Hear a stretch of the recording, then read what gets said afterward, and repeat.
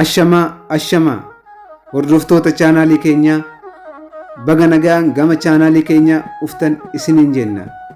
Barumsi keenya irraa akkaataa ilkaan keenya haala salphaa ta'een itti addeeffannu ilaalla.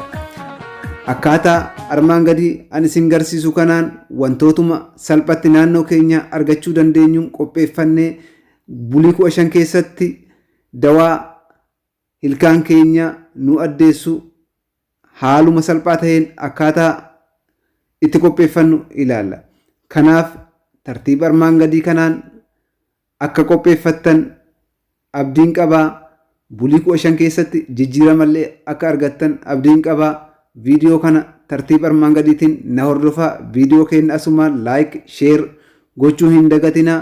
Tartiiba armaan gadii kanaan manuma keessanitti qopheeffatanii itti fayyadamuu dandeessanu. Kanaaf na hordofaa. Kun zinjibiila akkatti qopheeffanna jechuudha. Zinjibiila haala kanaan ni daayina. Zinjibiila hanga sirritti bullaa'utti zinjibiila kana bulleessinee ni daayina jechuudha. Zinjibiila kan sirritti daayina ilaala. Zinjibiila erga qopheeffannee jennee akkasitti daayina.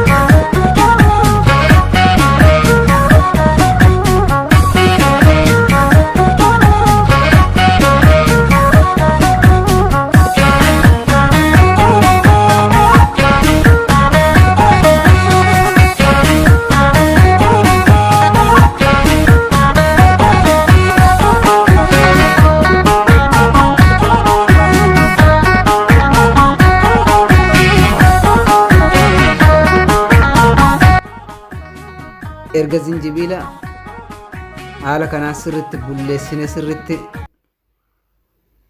daayinee akkatti qopheessina. Haala kanaan zinjibiila sirritti erga daayineen booda akkatti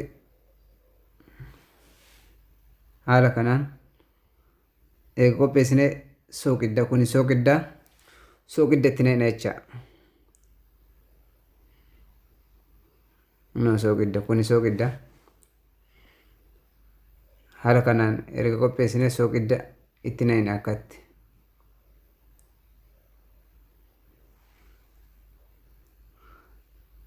akkatti waliin oofna jecha. Amma haala kanaan waliin ooyna akkatti waliin ooyna. Soogidda kanaa fi zinjibiila kana sirritti wal nyaachifna jecha. Sirritti walitti laayinaa akkatti jecha.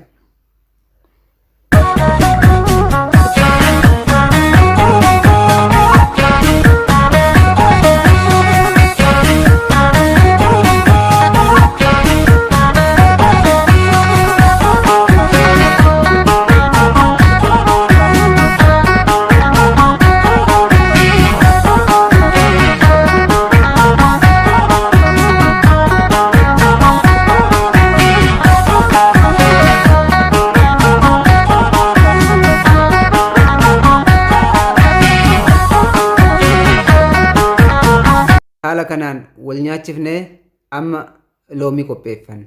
Sirritti erga wal nyaate loomii kana incirra haala kanaan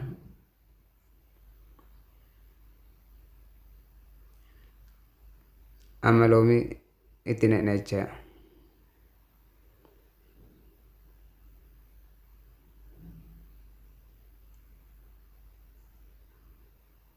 Loomii haala kanaan itti neena sirritti na hordofaa.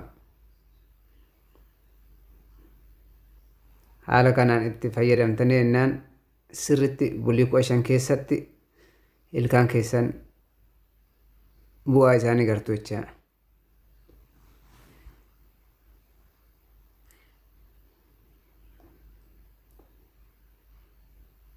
akkatti nayitu.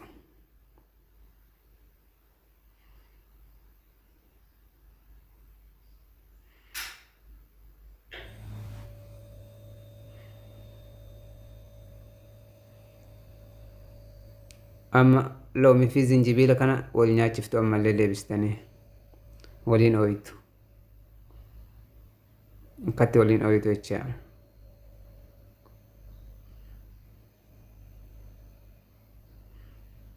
Akkatti waliin ooyiftanii.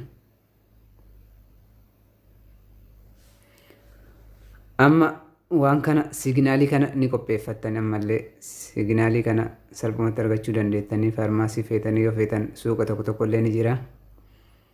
Faarmaasii argachuu dandeessanii itti nayitu jecha. Ittiin guddistanii ittiin daneessatanii baay'ee hanga kana erga fudhattanii sirriitti wal nyaachiftan kanallee sirriitti walitti mayitu sirriitti wal nyaachiftu waliin ooyitu.